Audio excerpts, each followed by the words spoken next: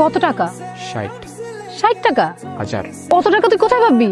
তাও তো কমই, নতুন কিনলে 80,000 লাগতো। আমার 40-এর মতো জমানো আছে, আর 20 বাকি। তাহলে তো কাছাকাছি হয়ে গেছে, এত টেনশন করতেছিস কেন? তো সমস্যাটা হইতেছে, কি সমস্যা? আমি কালকে শহরে যাইতেছি, একদিনের মধ্যে কেমনে ম্যানেজ করব? শহরে যাইতেছিস মানে কি বলতেছিস? তুই শহরে যাবি মানে কি? তুই শহরের কাউরে চিনোস? তুই ওখানের মানুষজনকে জানোস কেমন?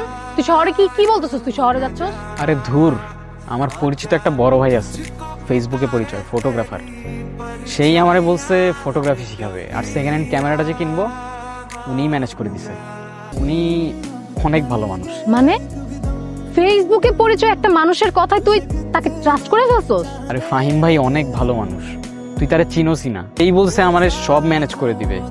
আর দেখ, ফটোগ্রাফিটা আমার অনেক দিনের শখ, প্লিজ পারলে হেল্প কর আমারে, আমার এগেনস্টে যাইস না।